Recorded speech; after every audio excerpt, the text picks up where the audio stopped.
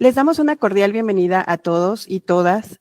Es un placer contar con su presencia en esta sesión de cierre de nuestro taller, Reformulando el liderazgo del supervisor y director escolar en educación básica. En esta ocasión, nos complace presentarles la conferencia magistral El liderazgo del supervisor escolar desde la nueva escuela mexicana, con el propósito de brindar a todos nuestros participantes diversas perspectivas que fortalezcan el liderazgo en su labor cotidiana. Para dar inicio a esta conferencia, cedo la palabra a la doctora Micaela González Pastelín, quien funge como responsable del área de desarrollo académico de la Coordinación Académica y de Operación Educativa de CEIEM, para brindarnos unas palabras de bienvenida. Adelante, doctora. Gracias, Shey. Buenos días a todos. Buenos días a todas, buenos días a todos los que nos ven y nos escuchan. Primero que nada, permítanme enviarles el cordial saludo del doctor Magdaleno Reyes Ángeles, director general de Servicios Educativos Integrados al Estado de México. Asimismo, del profesor Eduardo Martínez Castro, coordinador académico y de operación educativa de este organismo. Bienvenido, doctor Marx Arriaga Navarro, director general de materiales educativos de la Subsecretaría de Educación Básica de la SEP. Agradecemos profundamente su participación en este evento.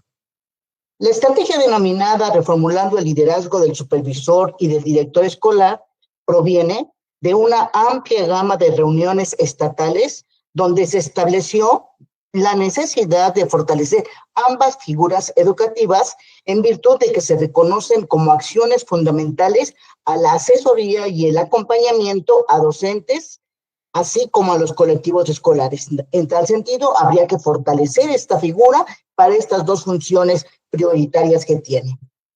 En este tenor, se consideró que los profesionales que mejor apoyarían este propósito serían los titulares de las direcciones generales de la Subsecretaría de Educación Básica, pues fueron estas las responsables de liderar la construcción del modelo educativo denominado Nueva Escuela Mexicana. Por ello, les damos la más cordial bienvenida y agradecemos en todo lo que vale su participación. Enseguida, la maestra Sheila dará a conocer una breve semblanza de su trayectoria y moderará la sesión de preguntas y respuestas. Muchas gracias, Sheila. Muchas gracias por sus palabras, doctora. Ahora les comentamos brevemente la dinámica de nuestra sesión. Iniciamos con la presentación de nuestro ponente invitado y una breve semblanza. Acto seguido, nuestro invitado nos expondrá su conferencia. Al final, contaremos con un espacio para preguntas y respuestas. Les recordamos que este evento es completamente virtual, por lo que los animamos a participar activamente a través de nuestro chat, en donde podrán enviar sus preguntas. Nuestro equipo académico se encargará de recopilarlas para compartirlas con el ponente. Este es un espacio para el intercambio de ideas, por lo que su participación es clave.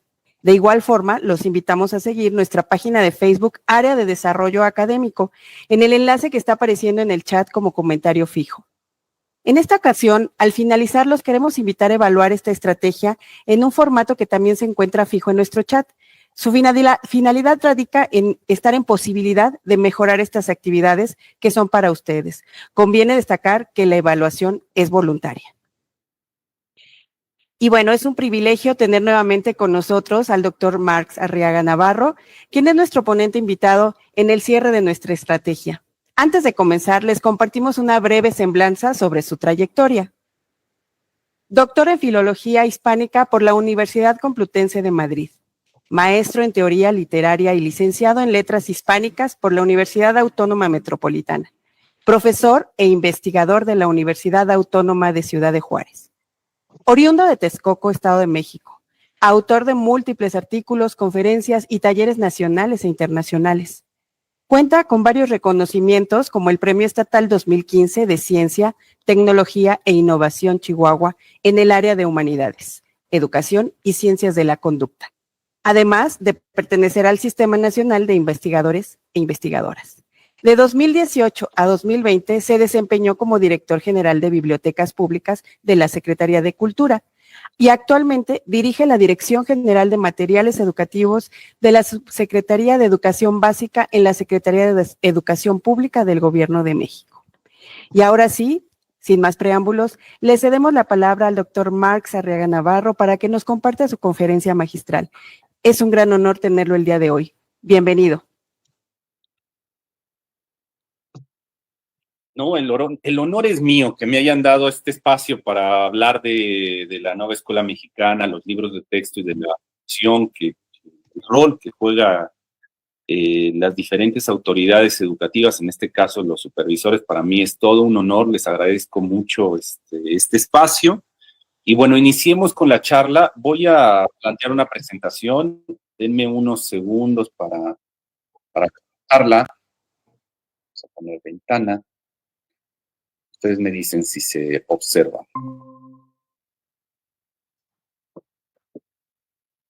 Bien, espero que estén viéndola. La voy a colocar ahora ya como presentación. Perfecto, Doc. Sí se alcanzan a ver bastante bien. Ok, un segundo, espérenme un segundo.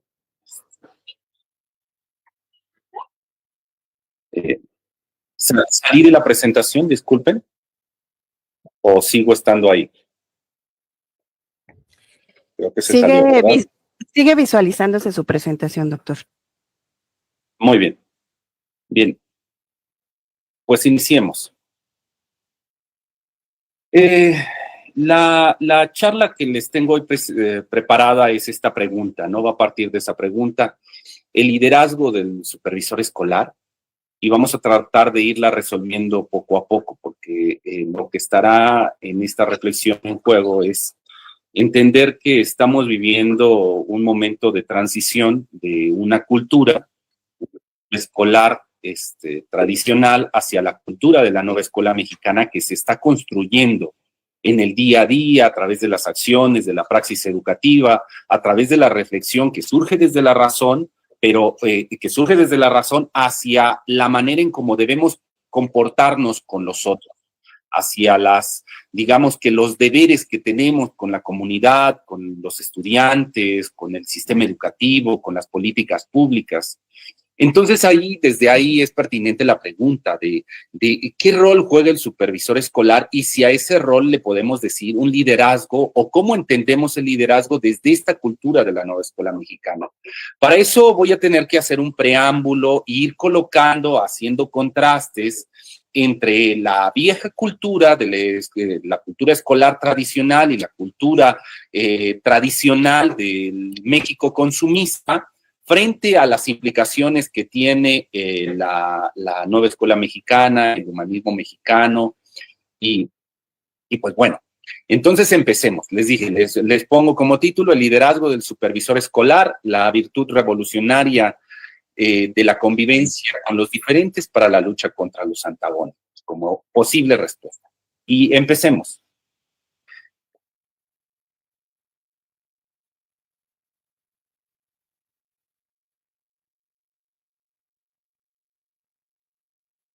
Por décadas, México fue utilizado como laboratorio para políticas públicas que beneficiaron a un sector de la población que aspiraba a lucrar con la naturaleza y con el trabajo de la gente.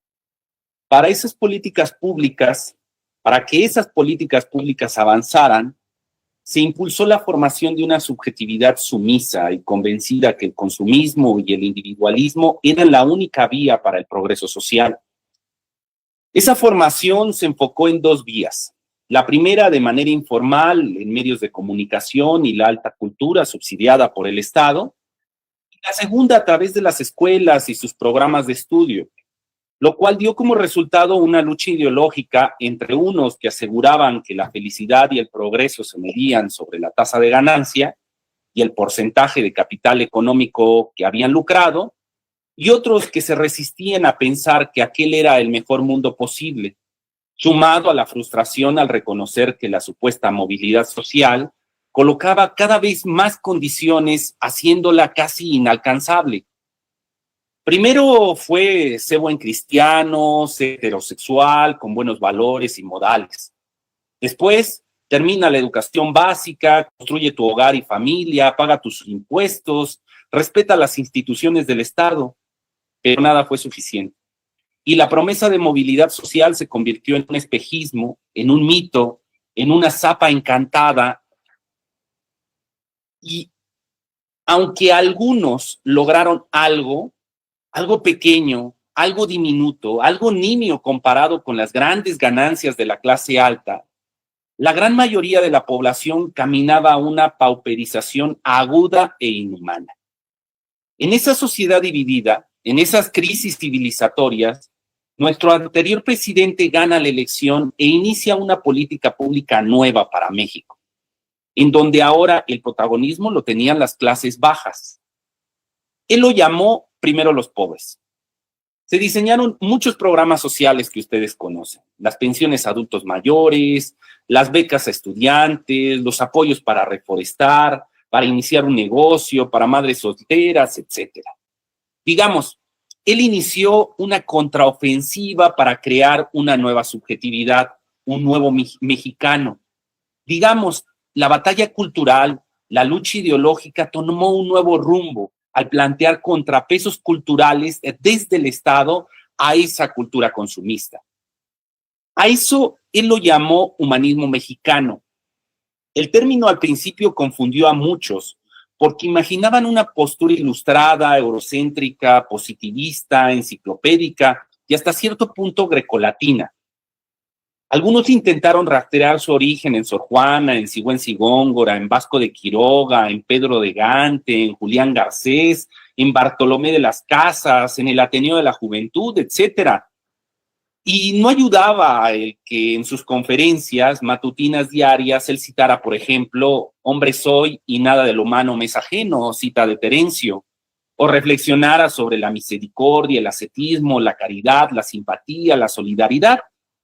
Todo eso hizo creernos que el humanismo mexicano tenía que ver algo con el humanismo clásico, pero con el tiempo entendimos que los principios ideológicos del humanismo mexicano, que si bien no rechazaban esa tradición clásica, poco tenían que ver con aquel mundo grecolatino, es decir, no eran exclusivamente la recuperación de ese mundo grecolatino, ni tampoco la recuperación de lo que se había hecho a través de estos primeros pensadores mexicanos desde el espacio latinoamericano de la formación de comunidades distintas, como lo hizo Pedro de Gante o Julián Garcés o Bartolomé de las Casas, o como lo pensó el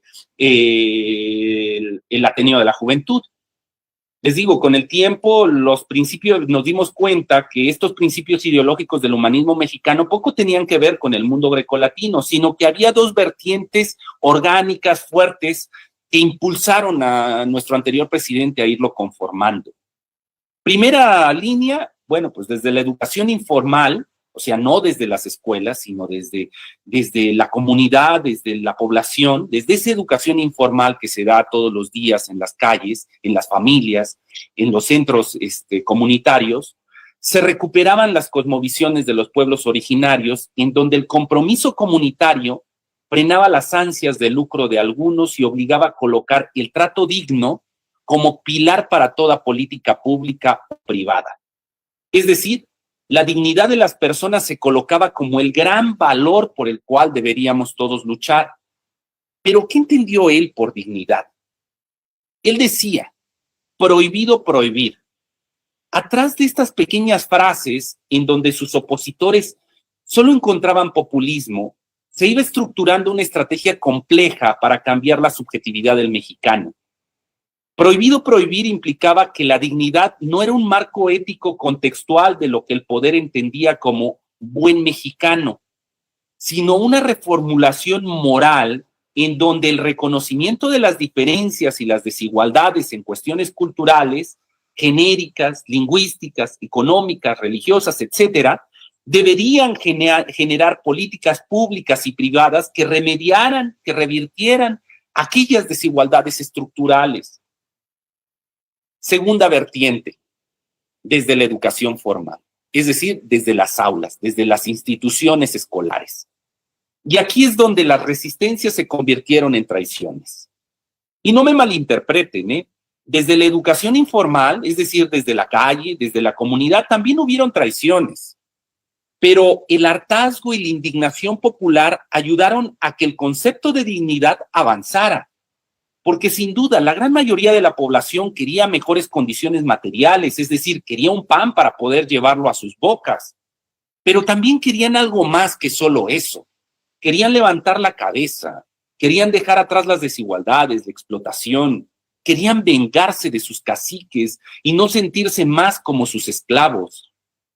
Pero bueno, en cambio, desde la educación formal, desde las instituciones del Estado, desde las escuelas, se generaron las grandes resistencias y las grandes traiciones. Nuestro anterior presidente decía, al diablo con sus instituciones. Él buscaba refundarlas con la ilusión de crear todo un nuevo aparato burocrático que sostuviera la batalla cultural de su humanismo mexicano. Es ahí donde me refiero a que surgieron las grandes traiciones. Los intelectuales orgánicos del viejo régimen, aquellos que fueron instalados en las universidades estatales y se agruparon en castas duradas con muchos privilegios, iniciaron una ofensiva radical. Cuando nuestro anterior presidente, Andrés Manuel López Obrador, fue recortando sus privilegios, ellos respondieron con agresividad, cuestionando todos sus programas políticos. El presidente intentaba que, así como en la educación informal, todo se colocara al servicio de los más humildes, con la intención de regresarles su dignidad. En la educación formal, en las escuelas, en esta educación que impartía el Estado como servicio público, también debía actuarse de la misma manera. Y fue ahí donde surgieron las traiciones. Las castas de las universidades, es decir, los intelectuales orgánicos de la derecha, no aceptaron cambiar su statu quo y siguieron con un modelo enciclopédico, entendiendo la educación como un servicio desde la verticalidad, formando al capital humano que necesitaba el sector privado y controlando a las áreas de humanidades y ciencias sociales al fragmentarlas y expropiar sus espacios comunitarios, impidiendo la organización en facultades, planteles o sedes exclusivas de esas áreas de estudio. Lo mismo sucedió con la educación media. Aunque nuestro expresidente insistía en la formación de un ciudadano con pensamiento crítico, la Confederación Patronal de la República Mexicana hizo el lobby suficiente para convencer a los funcionarios públicos de la SEP y crearon un programa que llamaron Educación Dual, una currícula educativa en donde el 50% de las asignaturas se pactan con la patronal para la formación del nuevo capital humano y el otro 50% lo diseñaba el Estado bajo un supuesto humanismo mexicano que se reducía a incluir temas de la agenda progre de manera superficial como el cambio climático, cierta memoria histórica, la vida saludable y poco más. Y si bien esto era grave, porque atentaba contra los principios de lo que el presidente había nombrado como la cuarta transformación del país, traicionando la lucha ideológica de aquel sexenio, el principal problema era la precariedad laboral que generaban esas políticas, junto con la pérdida de la memoria histórica al eliminar la conquista social que implicó que la patronal aceptara su obligación con la formación de los obreros, como lo ven en pantalla en ese artículo 153 de la Ley Federal del Trabajo. De manera ahora ilógica, ahora era el Estado, con un supuesto perfil de izquierda, el que le iba a ayudar a aquella patronal a la formación del capital humano con la finalidad de que el lucro empresarial se acrecentara y que ya no tuvieran la carga en la formación de aquella mano de obra, que se pudiera repartir esa necesidad. Pero bueno, no todo fueron traiciones a los principios del humanismo mexicano. En esta segunda vertiente de la educación formal, hubieron instituciones como el CONACYT y las escuelas normalistas encargadas de la formación del magisterio, que legítimamente intentaron una transformación de sus prácticas, colocando a las ciencias y las humanidades al servicio de los problemas sociales de la comunidad. Políticas públicas como los PRONACES, los Programas Nacionales Estratégicos, demostraron que las instituciones de educación superior podían comprometerse con los problemas sociales y generar acciones para la búsqueda del bienestar común. Pero de todas las políticas públicas en la educación formal, la que tuvo más influencia y se colocó como referencia en la lucha ideológica que he descrito en estas líneas, fue sin duda la Nueva Escuela Mexicana y sus libros de texto gratuito. Y aquí hago un pequeño corte. Dirán, ¿por qué es importante hacer este preámbulo, esta territorialización de lo que implica la Nueva Escuela Mexicana y el humanismo mexicano?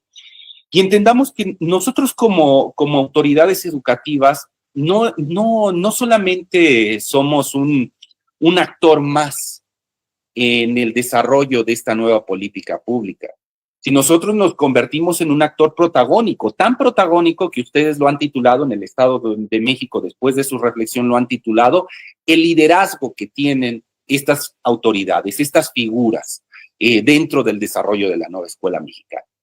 Pero para poder tener ese protagonismo, para poder sumarse a esta gran transformación que se está dando, hay que entender las implicaciones de esta transformación cultural, de dónde venimos y hacia dónde vamos, cuáles son las resistencias que hay en el camino, cuáles son los obstáculos que vamos a encontrar y cómo en esos obstáculos no están ustedes solos. Sin duda tienen una comunidad de la cual se van a apoyar, pero también hay otros compañeros que han pasado por esos obstáculos. Y entonces es importante ver cómo en este caso el principal compañero que ha cruzado por estos obstáculos y que está haciendo en este momento, en este preámbulo como ejemplo, pues es nuestro anterior presidente. Él nos ha mostrado, y él dominando esa revolución de las conciencias, él nos ha mostrado tanto los obstáculos, las resistencias, como cómo actuar para enfrentar esos obstáculos. Él ha mostrado cómo hacerle cara a la patronal, él ha mostrado cómo hacerle cara a los organismos internacionales, cómo hacerle cara a los empresarios que lucran. Entonces, este preámbulo nos sirve justo para eso, para poder observar a aquellos compañeros que ya han transitado por ahí y ver con base en su experiencia lo que nos pueda servir desde nuestras comunidades para hacer uso de ello, ¿no? Continúo. Les digo, tal vez es la Nueva Escuela Mexicana y sus libros de texto gratuitos la referencia clara desde esta educación formal de esta lucha ideológica. A grandes rasgos, el proyecto atendía a los principios del humanismo mexicano, colocando al centro a la comunidad, tratando con dignidad a sus integrantes, reconociendo sus diferencias y generando las condiciones materiales e ideológicas para contrarrestar las desigualdades estructurales de este sistema económico. Pero vayamos con calma. Yo sé que ustedes ya conocen de estos principios, pero recordémoslos.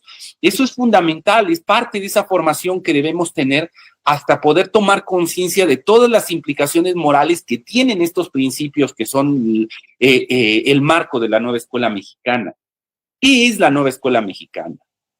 La Nueva Escuela Mexicana es lo antagónico a la educación positivista tradicional. La Nueva Escuela Mexicana es una utopía que aspira a cambiar la cultura escolar para formar una nueva subjetividad, una nueva ciudadanía con las capacidades humanas necesarias para transformar los territorios y resolver las crisis civilizatorias que hoy padecemos. La Nueva Escuela Mexicana se puede entender como un paradigma educativo diseñado desde México para México. La Nueva Escuela Mexicana es un canto pedagógico de la libertad, en el marco de la dignificación de los actores que ahí participan. La Nueva Escuela Mexicana abarca toda la educación básica que va desde la etapa inicial y termina con la secundaria. La Nueva Escuela Mexicana se sostiene sobre 3 pilares. Primer pilar, la autonomía profesional. La autonomía profesional entendida como el derecho que tiene el profesional de la educación, que es el maestro, para territorializar los contenidos de los programas de estudio según las crisis y los conflictos de su comunidad. Entiéndase al territorio como la apropiación cultural del espacio donde se desenvuelve un colectivo, convirtiéndolo en un lugar hospitalario para todas y todos, el cual debe cuidarse y defenderse de todos aquellos que busquen expropiar aquel espacio. Y entiéndase la cultura como los mitos, el aparato simbólico que un colectivo crea para darle certidumbre a las incertidumbres de la vida. Segundo pilar, el codiseño. ¿Qué es el codiseño? Es la actividad comunitaria de planeación en donde con base en la lectura de la realidad se modifican los programas oficiales para diseñar una currícula viva, como un espacio de creación horizontal donde el conocimiento debe cumplir lo siguiente. Uno, una igualdad discursiva. Todos pueden hablar. Dos, un conflicto generador. Se habla, se participa para resolver una crisis que es evidente para todas y todos. Y tres, una autonomía de las voces en los integrantes que participan. Es decir, cada uno puede expresar sus ideas sin ser coartado, sin tener que pasar por filtros, ni por autoridades educativas, ni por la misma sociedad, ni por prejuicios, ni por sectarismos. Entonces, estos tres elementos se tienen que dar en el codiseño. Igualdad discursiva, es un plano horizontal. Todos podemos hablar en ese plano horizontal. Hay un conflicto generador, siempre se reconoce cuál es la crisis que nos da unidad como comunidad. Y tercero, tenemos autonomía en las voces de los integrantes que participan. Es decir, ninguno de ellos habla en voz de otros o representa una cartera, una agenda particular y se convierte solamente en un títere de un sistema. Debo también señalar que el resultado del codiseño no es un documento o un formato, no lo tenemos que entender así, sino representa la conciencia de una ruta didáctica como estrategia de enseñanza-aprendizaje que da cuenta de la realidad de los participantes y no de un acto de violencia sobre ellos, según un perfil tradicional de egreso que silencia los saberes de su comunidad. Último pilar, y tal vez el más importante, el que sostiene a la nueva escuela mexicana como un discurso contrahegemónico, antagónico a la cultura de consumo del sistema neoliberal de los regímenes anteriores. ¿Qué es ese pilar? La dignidad. El plan de estudios de la nueva escuela mexicana puede leerse como el borrador de un tratado filosófico sobre la dignidad. Sin este principio, la nueva escuela mexicana se convierte en un dogmatismo más de un Estado que desconfía de su pueblo, se convierte en una política caritativa que humilla a sus integrantes al entregarles el modelo de una manera vertical, de arriba hacia abajo. Así, la dignidad atraviesa toda la nueva escuela mexicana y se convierte en el pilar más atacado por los actores políticos fuera y dentro de la Secretaría de Educación Pública, porque es ahí donde se encuentra el corazón cálido y palpitante que intentan destruir. Este concepto de dignidad avanza un paso más el sueño de la izquierda decimonónica, al no solo aspirar a democratizar la educación para todas y todos, garantizando que sin importar las condiciones culturales, económicas, religiosas, exogenéricas, lingüísticas, biológicas, etcétera, sin importar esas condiciones, se pueda acceder a una educación gratuita por parte del Estado. Sí, sin duda, este sueño tiene aún vigencia, pero no solo es eso la nueva escuela mexicana, sino es también la batalla cultural del humanismo mexicano para colocar a la solidaridad como factor de organización horizontal, de respeto mutuo, en donde se dignifica a las personas al reconocerlas desde todas sus diferencias e incongruencias y se construye comunidad sobre el compromiso de la defensa solidaria del territorio en favor del bienestar común. Ahora bien, magnifiquemos la nueva escuela mexicana como política pública.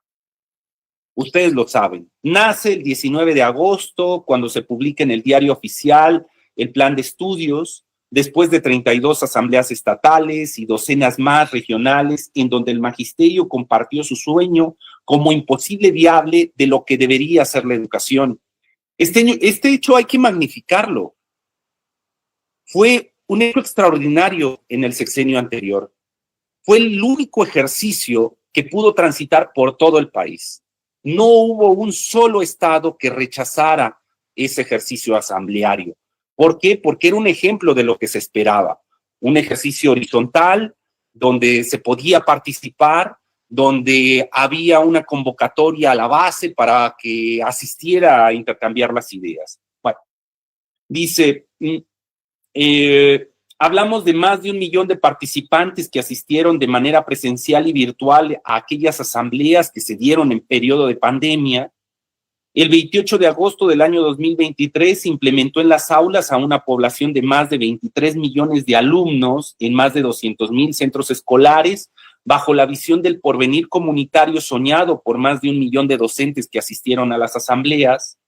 Así, la nueva escuela mexicana lleva un poco más de un ciclo escolar, enfrentando oposiciones, disidencias y resistencias, una batalla cultural entre la ideología neoliberal y los incipientes mitos globalizantes del humanismo mexicano que está en construcción. Casi termino. Trataré de resolver un par de preguntas más. Primero, ¿qué son los libros de texto en medio de esta nueva escuela mexicana? Los libros de texto es un programa que nace en el año 1959 como respuesta a las fuertes desigualdades que había en el país. Desde sus inicios, el bloque conservador del país rechazó el programa porque lo consideraba una herramienta peligrosa del Estado que podía ser utilizada para generar conciencia social en la población. De ahí que una de las consignas del conservadurismo era señalar a los libros de texto gratuitos como materiales ideológicos. Ya desde aquellos años, desde 1959, eso va a enfrentar Torres Bodet y Martín Luis Guzmán en esa primera generación de libros de texto. Además, rechazaban la idea de que el Estado asumiera el protagonismo en la materia, evitando el lucro económico con aquellos materiales, empresarios de la educación interesados en aquel negocio. Me refiero a todas las editoriales, en especial peninsulares, que se dedicaban a la venta de material educativo antes de la creación del libro de texto gratuito, que vieron el programa como un peligro para su negocio. Segundo, el por qué lo rechazaron el programa, pues sobre lo ideologizante. El Estado anterior al humanismo mexicano lo resolvió pactando los contenidos y su abordaje a través de asociaciones civiles, partidos políticos, empresarios, la misma patronal, la iglesia e intelectuales orgánicos de la derecha. Por ejemplo, la Unión Nacional de Padres de Familia, el Episcopado, el Partido Político Acción Nacional y más recientemente, pues Grupo SM, Castillo, Trilla, Santillana, Grupo Prisa, Mexicanos Primero, la OCDE, el Banco Mundial, el FMI. ¿Cuáles son los temas que ellos han defendido, este bloque que niega el libro de texto y que está en esta batalla cultural entre esta visión conservadora, consumista y la visión del humanismo mexicano? ¿Cuáles son los temas que ellos han defendido? Bueno, pues el concepto de familia nuclear, los roles de género, la educación sexual, las habilidades laborales del capital humano, la identidad sexual, la tecnología, la democracia y la memoria histórica. ¿Qué es lo segundo que han defendido? El lucro económico que sale de estos libros de texto. Esto lo resolvieron con poderosos lobbies para controlar el presupuesto público destinado a estos materiales educativos. Hablamos de una cifra aproximada de 3,500 millones de pesos por ciclo escolar, unos 200 millones de dólares, que en los últimos años se repartió entre 4 editoriales y 8 imprentas. Como se imaginarán, fue en estas dos áreas donde se libró la batalla cultural y de manera increíble la nueva escuela mexicana pudo sostenerse. Tal vez lo más sencillo fue detener el lobby con las editoriales que vendían los libros de texto al Estado, frenando 1,500 millones en contratos. Claro, ello desató un ataque furibundo en los medios tradicionales de comunicación. Sin embargo, aún hay mucho por hacer. El lobby por la compra de libros de texto se trasladó de las editoriales a las imprentas, como lo ven en pantalla. Y lo que antes era un mercado de 3,500 millones, hoy es de 6,713 millones, al obligar al Estado a limitar su producción a un 3,8% por parte de la CONALITET y así contratar a 8 imprentas, en especial, aquí ven todas ellas, pero a 8 imprentas en particular, delegando el protagonismo al sector privado y permitiendo el lucro con los libros de texto. Es decir, lo que trato de decir es que este lobby ha generado que ahora ya no se compran los libros a las editoriales, ya no hay ningún lucro ahí, pero ahora se ha modificado el mercado para que sea a través de las imprentas con las cuales sangren al Estado. ¿Cómo lo lograron? Haciendo que la CONALITEC se quede solo con un 3.8 de producción y el resto de la producción, el otro 96%, salga a través de estas imprentas privadas con estos montos multimillonarios. Sin embargo, la batalla cultural sigue librándose a niveles de los contenidos y su abordaje. El primer prejuicio ideológico que se confrontó fue, y que van a confrontar ustedes como autoridades educativas, como supervisores, había un prejuicio instalado y era, los maestros frente al grupo, la educación básica, no tienen la formación para diseñar un plan de estudios, ni un programa, ni el material educativo acorde con las necesidades que hoy se están viviendo. Escuchemos el prejuicio para que lo tengamos fresco. Lo resumo de una manera muy simple. Los libros de texto en México van a manipular a la infancia mexicana para que su ideología vaya de acorde con el franquismo, el nazismo, el comunismo soviético y el socialismo venezolano. No hay nada más que explicar. No están hechos por expertos en cada materia, por gente que...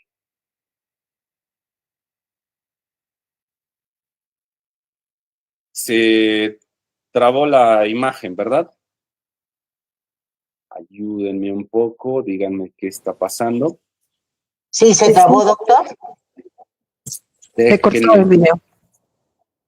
Se cortó el video. Vamos a intentarlo otra vez. ¿Se estaba escuchando, perdón? Sí, te estaba escuchando bastante bien. Bueno, denme un segundo en lo que vuelvo a colocarlo. Vamos a ponerlo otra vez en pantalla.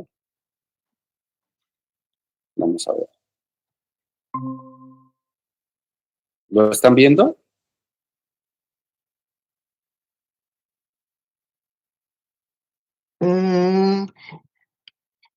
Se ve la ¿verdad? presentación. Ajá, ¿verdad? Lo voy a volver a intentar. Vamos a compartir. Disculpen a todos los presentes, ya saben, las tecnologías no tienen...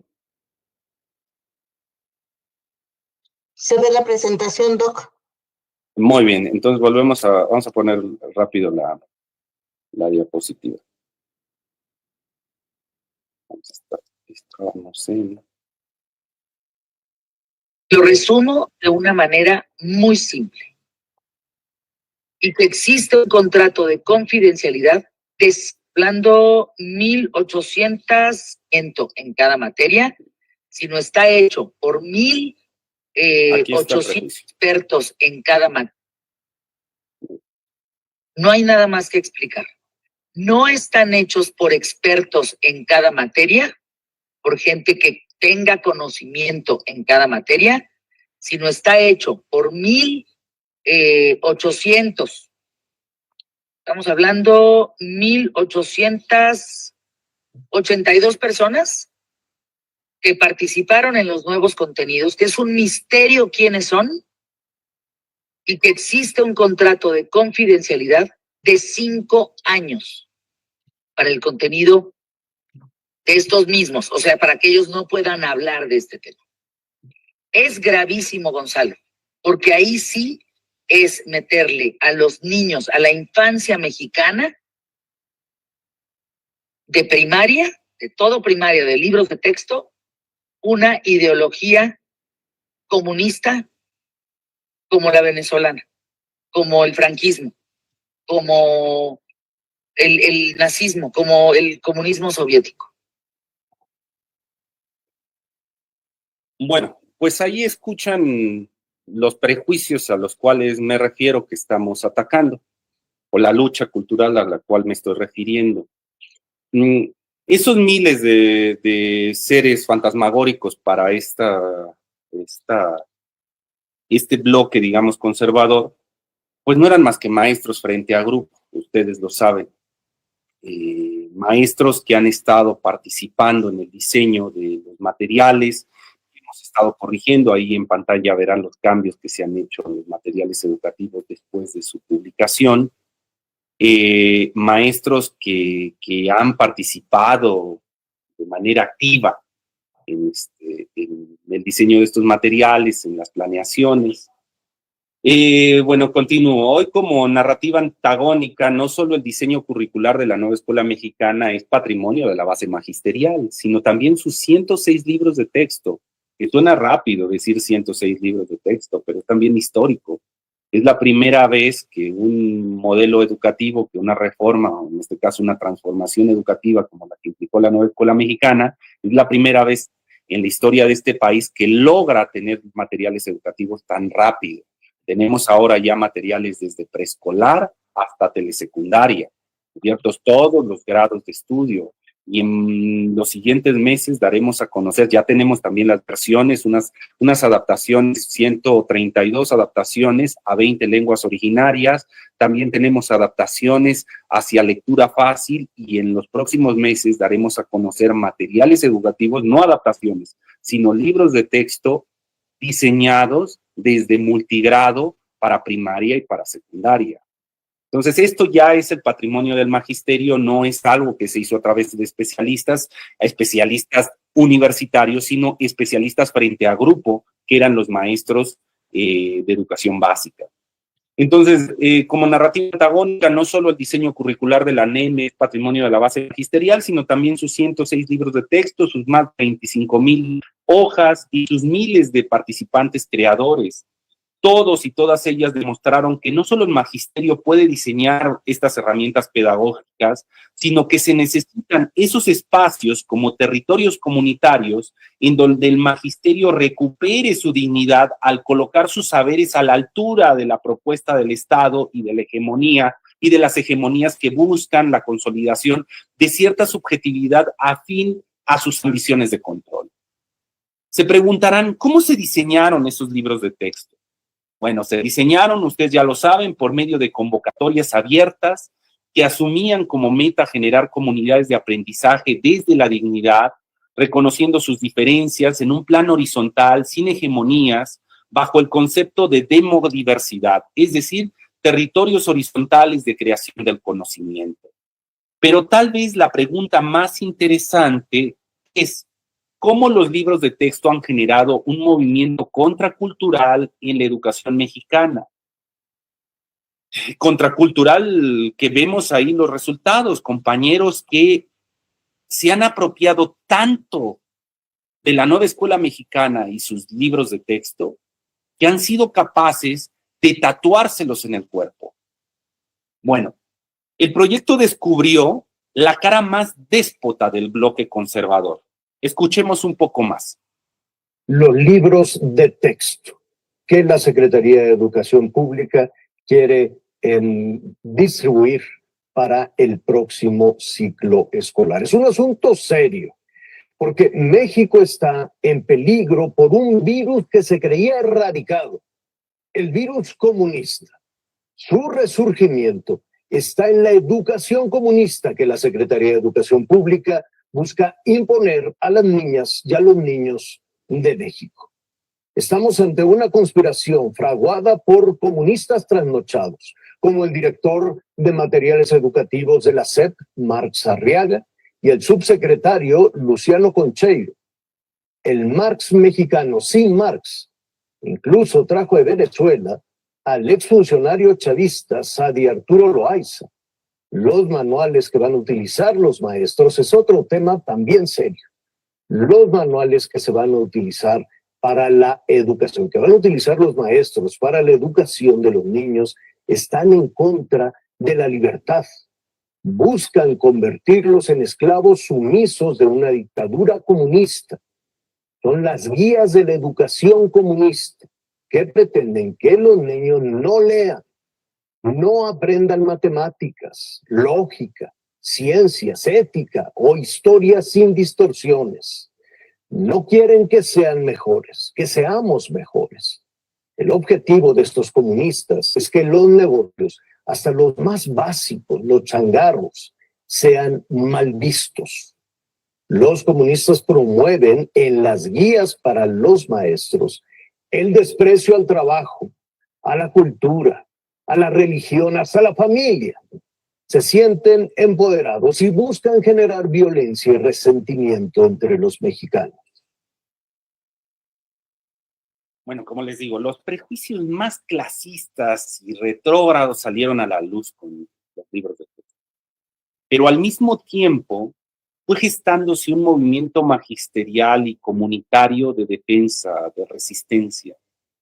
De hecho, el segundo prejuicio que se cuestionó es el protagonismo de las niñas, los niños y los adolescentes como sujetos de derecho en cuestión educativa. Y hasta dónde, o sea, lo que se cuestionaba era hasta dónde ese derecho humano, que sin duda existe, cancela otros derechos como los laborales del magisterio y convierte la educación en un servicio donde el que paga manda. Como parte de las políticas neoliberales, se nos había repetido hasta el cansancio que en los modelos educativos anteriores, lo más importante eran las niñas, los niños y los adolescentes, aunque irónicamente nunca fueron tomados en cuenta o escuchados para que su voz fuera incorporada en el diseño curricular de las políticas públicas. Solo quedaba ahí como una muletilla populista para capturar votos.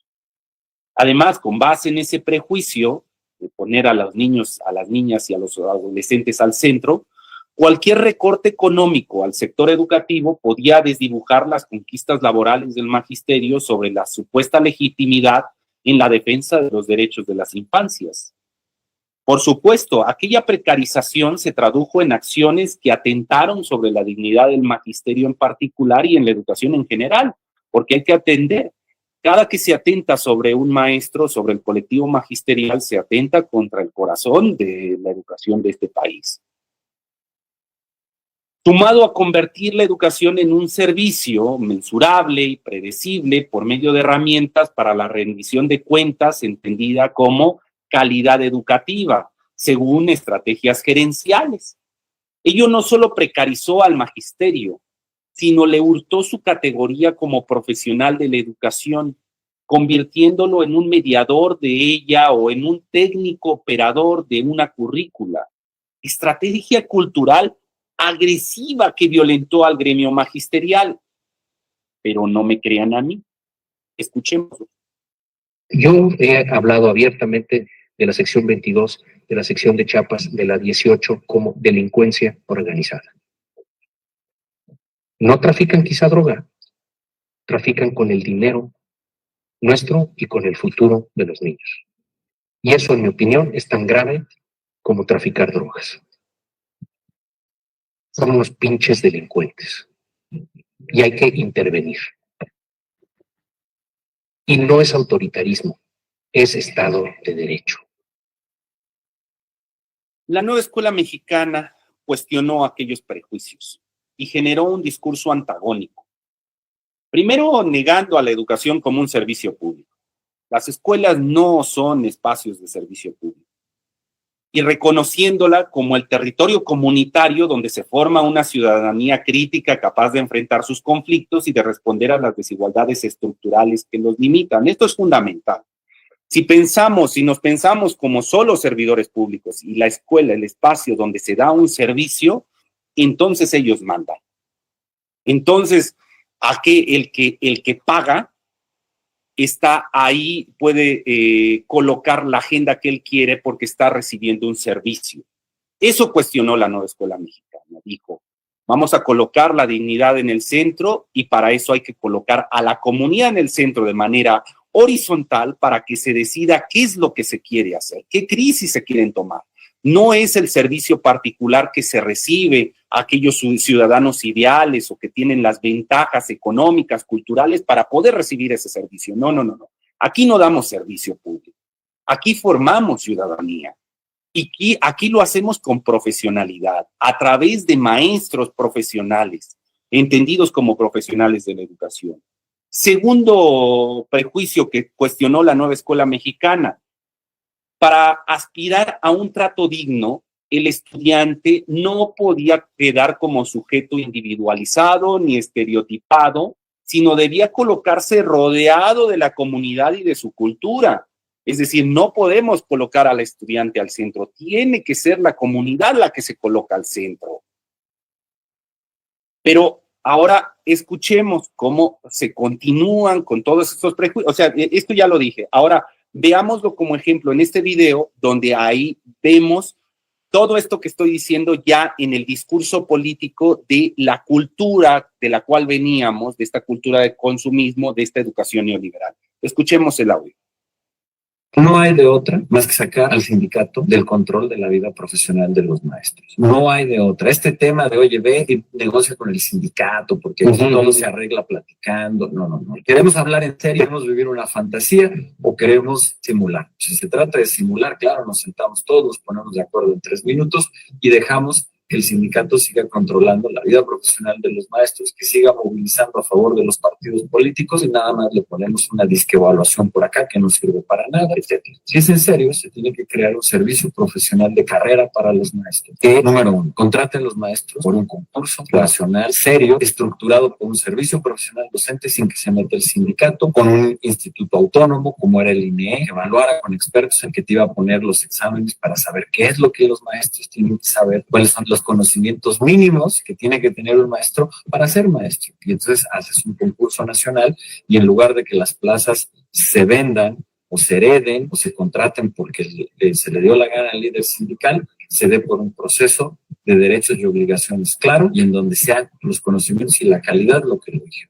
Segundo, las promociones. ¿Qué maestros pueden tener una promoción? Pues los que demuestren que tienen esas aptitudes y esas capacidades y están dando resultados en el salón de clases. Más allá del salario base que se establece con una negociación con el sindicato, los aumentos salariales directos de los maestros, en lugar de que los decida discrecionalmente el sindicato, se hacen en función de evaluaciones que demuestran los resultados que están dando los maestros. Y así logras estructurar un servicio de carrera que te ayuda a profesionalizar a los maestros, te ayuda a contratar a los mejores, a promover a los mejores y generar incentivos para que estén en el salón de clases, para que estén permanentemente en un proceso de formación continua y dando resultados en el salón de clases y no estando en la movilización política. Bueno, pues ya escuchamos muchos prejuicios de lo que es el discurso antagónico a la nueva escuela mexicana. De estos materiales educativos, sus libros de texto, vinieron a promover las condiciones simbólicas y materiales para la construcción de una nueva comunidad. Una nueva comunidad que nada tiene que ver con lo que acabamos de escuchar, donde no se parte de este hecho gerencial de estar viendo la educación como un proceso, donde no se fiscaliza, sino donde se crea ciudadanía, una ciudadanía responsable con las crisis que hay en los territorios, las crisis reales, donde no se colocan unas agendas superficiales como el cambio climático, las drogas, como las únicas líneas posibles, sino es el profesional de la educación, que es el maestro, junto con su comunidad, los que pactan, los que llegan a los acuerdos de cómo se va a desarrollar el proceso de formación de aquella ciudadanía. Bueno, pues los materiales educativos, los libros de texto, promovieron esas condiciones simbólicas y materiales para que pudiera avanzarse hacia aquella construcción de esa comunidad. De ahí que en ellos no se encuentran actividades progresivas según los contenidos fijados por la institución. No está dividido en unidades y después en bloques y después en temas de manera progresiva, sino son antologías de proyectos que solicitan el juicio crítico de la comunidad para ser adaptados según las necesidades en la resolución de los conflictos de los territorios comunitarios.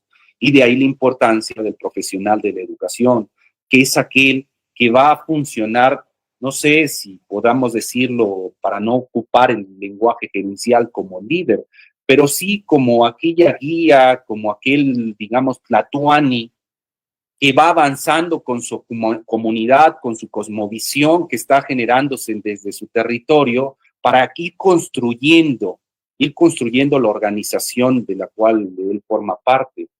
Bueno, en conclusión, termino.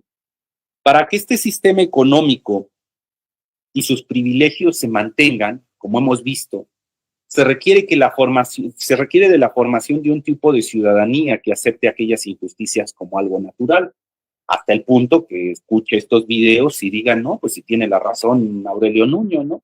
Si eso es lo mejor, habría que evaluar a todos los maestros con base en la ciencia. O aceptar lo que dice Claudio X González, que la organización del magisterio, que es un derecho que tiene el trabajador a estar organizado, es innecesaria y además es violenta y genera vicios que los convierte en delincuentes.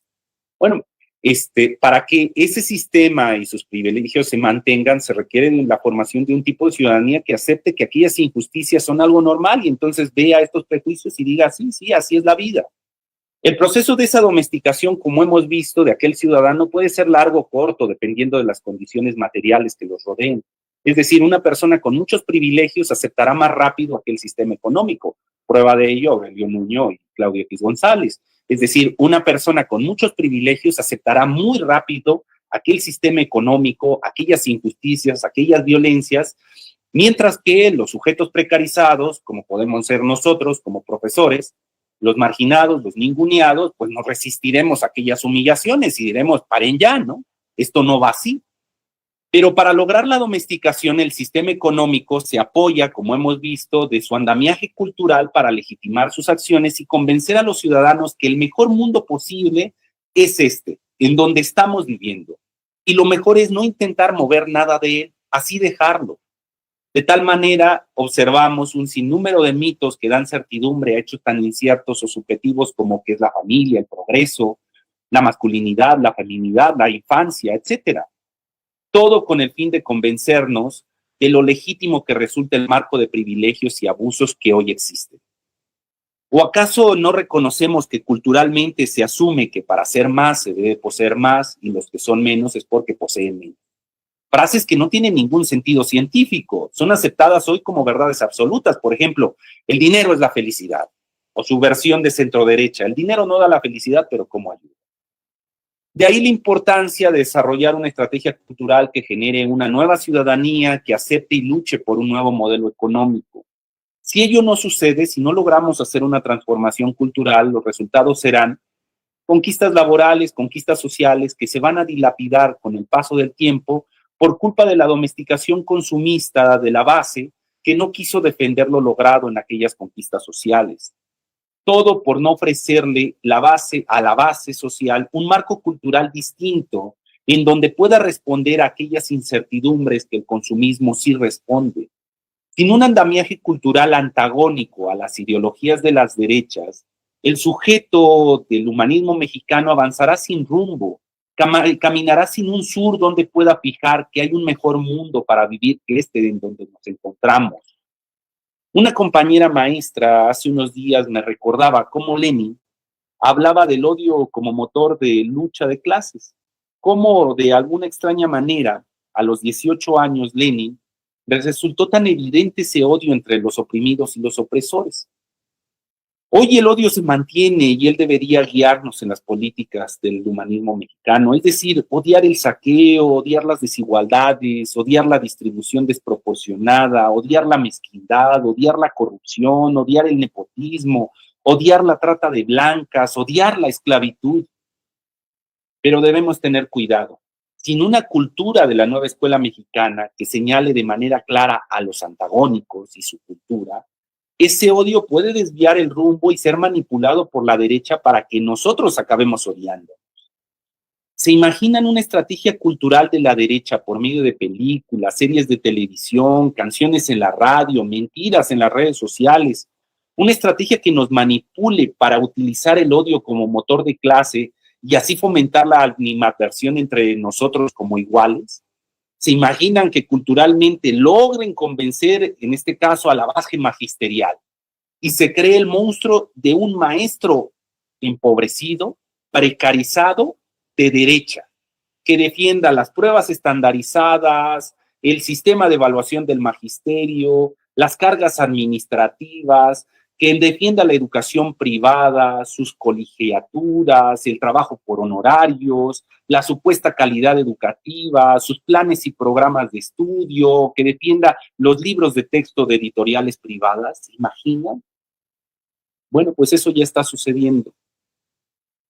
Recordemos, cuando culturalmente el progresismo tenía un andamiaje robusto, era fácil identificar a los caciques y señalar que se luchaba contra la derecha encarnada en Peña Nieto, en Erubiel, en Silvano, en Duarte, en Calderón, en Fox, en Zedillo, en Salinas y en miles más. Caciques que representaban a esa clase social en una microescala. En aquella época, el progresismo utilizaba ese odio como motor contra ellos que considerábamos los enemigos de la clase trabajadora, los caciques que nos humillaron y que nos explotaron. Pero ahora que la izquierda está al frente, que somos gobierno y que aparentemente tenemos el poder, aunque en algunos niveles, en especial en esferas burocráticas, siguen siendo los mismos, seguimos operando con las viejas estructuras heredadas de aquella visión conservadora sin querer refundar las instituciones. Bueno, pues ahora que el progresismo está en el gobierno, el odio no desapareció, sigue ahí, pero dirigido ahora entre los iguales, entre aquellos que pensamos diferente, y no porque seamos sus enemigos, sino porque se sigue replicando la misma práctica de odio, pero al no tener un andamiaje cultural claro, actualizado, la derecha nos confunde y nos hace pelear entre nosotros. Hoy, tristemente, vemos que no se ataca a los verdaderos enemigos de clase, a los empresarios que lucran con la educación, sino que se ataca a aquellos que generan un riesgo, un peligro, una rivalidad, a un maestro que está haciendo un trabajo por proyectos, que está tratando de implementar la nueva escuela mexicana.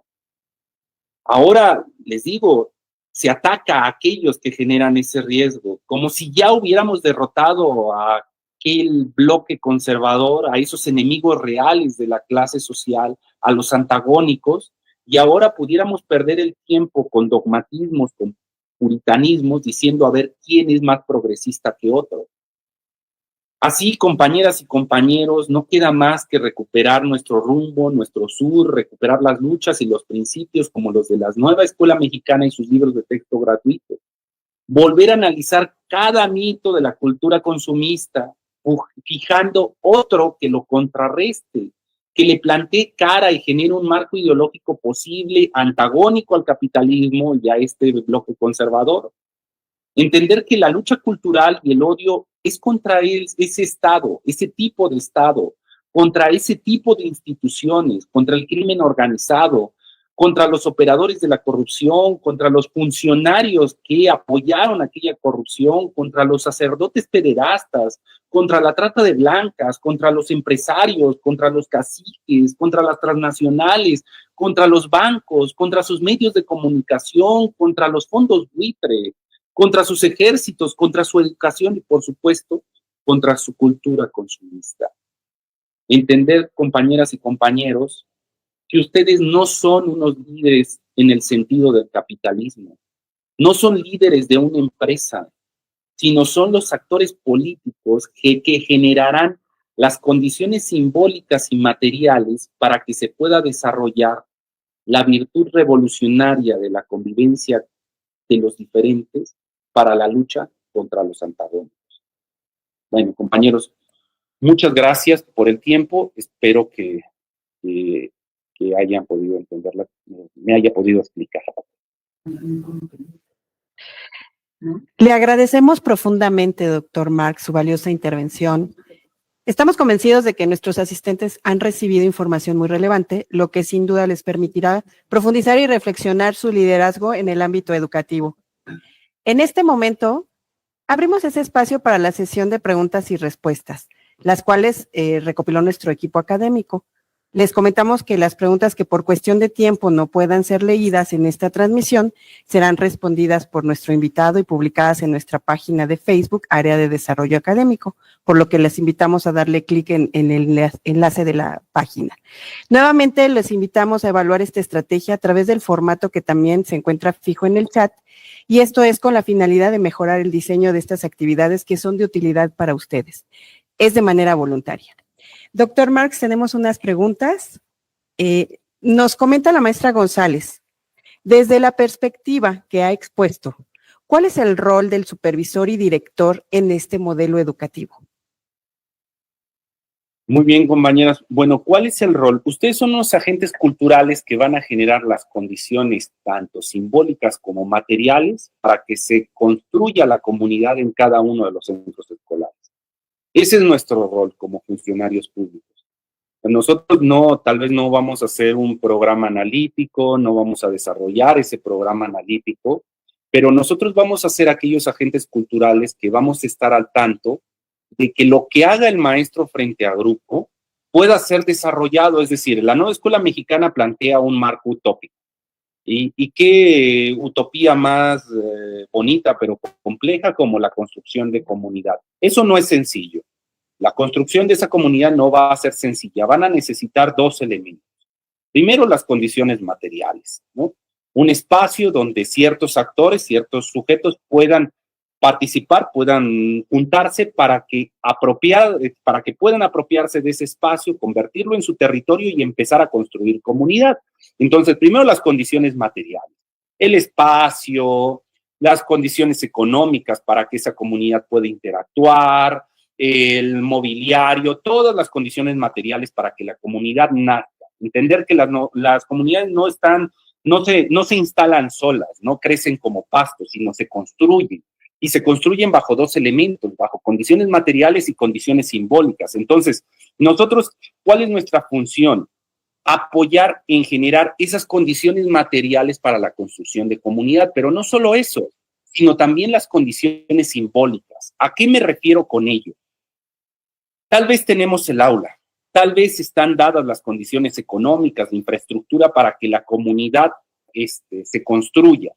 Pero si los participantes de ese colectivo no tienen un marco cultural en donde valoren la comunidad, es decir, si siguen actuando desde el individualismo, desde la meritocracia, desde el sectarismo, desde la división, si siguen aceptando esta cultura de consumo, que estuvimos hablando esta larga hora de estas políticas de consumo aplicadas a la educación, de cómo va generándose mitos en donde podemos llegar a estos prejuicios, como decíamos, de esto de que los maestros no son capaces de formar una currícula ni libros de texto, pero vamos con mitos más generales, como que tú preocúpate por lo tuyo y no te preocupes por lo demás, ¿no? Con frases ya muy hechas como primero mis dientes y luego mis parientes, o qué sé yo. Este tipo de marco ideológico que en lugar de generar comunidad, la destruye porque no permite que estén las condiciones ideológicas para que se dé un plano de solidaridad. Bueno, pues si no están estas condiciones simbólicas, aunque tengamos las condiciones materiales, no vamos a poder desarrollar comunidades. Entonces, ¿cuál es la función de un supervisor? Estar atento a que estén dadas las condiciones materiales y simbólicas para que los profesionales de la educación que están frente a grupo, junto con los demás actores como tutores, los mismos estudiantes, puedan empezar a generar esos vínculos comunitarios. Recordemos, si seguimos pensando a la educación como un servicio, es decir, si creemos que a la escuela se va a aprender matemáticas, se va a aprender español exclusivamente, vamos con el rumbo perdido. Seguimos en esa fantasía positivista de creer que hay verdades únicas y que esas verdades van a resolver todos los problemas sociales.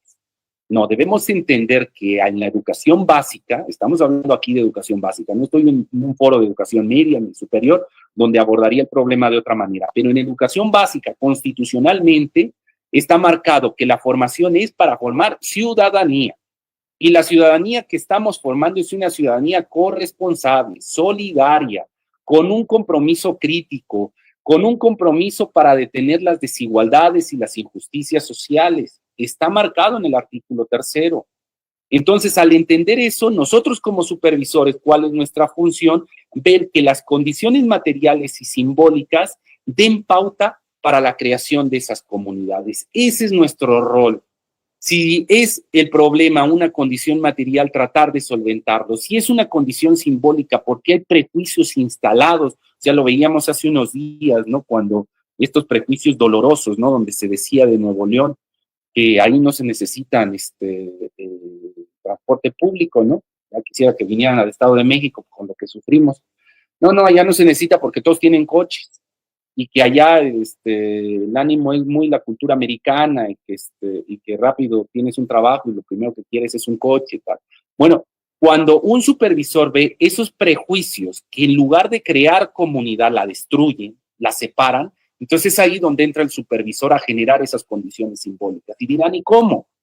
Acercando los libros sin receta, los libros del maestro, trayendo más información, apoyándose de la biblioteca sepcentenaria, de la obra de Paulo Freire. El supervisor es aquel que va a ver cómo va a generar esas condiciones simbólicas, va a traer especialistas para que hablen de los pueblos originarios, de sus cosmovisiones, va a hablar de cómo en otras comunidades se ha hecho este trabajo y se ha generado mayor solidaridad, han ido frenando los abusos que se le ha hecho al medio ambiente, han ido frenando la violencia. Ese es el supervisor, aquel Tlatoani, digámoslo así, para no ocupar lenguaje gerencial, no es el líder visto desde la maquila que desde la superioridad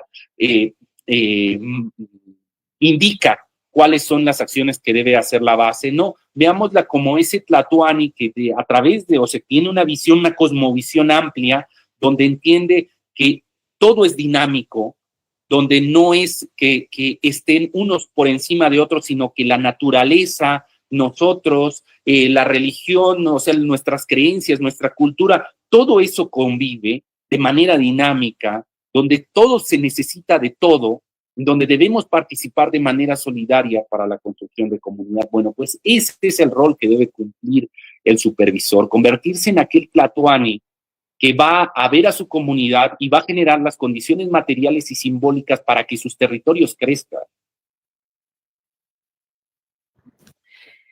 Muchas gracias, doctor. Siguiente pregunta. El maestro Óscar Martínez nos dice, ¿cómo romper el esquema mercantilista del capitalismo que aún impera en el sistema educativo mexicano? Buenísima pregunta, compañero Óscar. Y con un marco cultural distinto. Es decir, tenemos que entenderlo esto un poco a manera de dialéctica básica, ¿no? Tesis, antítesis, síntesis. O sea, yo sé que esto es más complejo, pero vamos a trivializarlo. Ya tenemos una tesis, que es el marco cultural del capitalismo, del consumismo. Esa ya la tenemos, ahí tenemos todos los prejuicios, y aquí toqué muchos, ¿no? El dinero es la felicidad, todos estos prejuicios que vemos en las películas, en las canciones, toda esta cuestión del consumo, ya tenemos, esas tesis ya las tenemos aquí. Ahora, ¿cuáles van a ser las antítesis que van a contrastarse, que van a funcionar para generar la síntesis que den cuenta de una superación de aquello? Eso es lo que nos falta.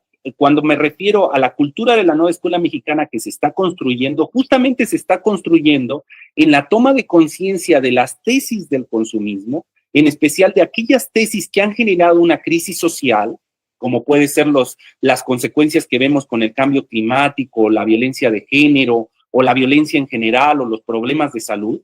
Bueno, al tomar conciencia a través de la lectura de la realidad de aquellas tesis que generaron esas consecuencias, empieza el pensamiento crítico, la reflexión crítica a generar unas antítesis que se van convirtiendo en el marco cultural de la nueva escuela mexicana, que funcionan para contrastar estos dos elementos y el sujeto pueda transitar de una cultura de consumo a una cultura de la nueva escuela mexicana. Trivializo más la respuesta, compañero Óscar. ¿Cómo?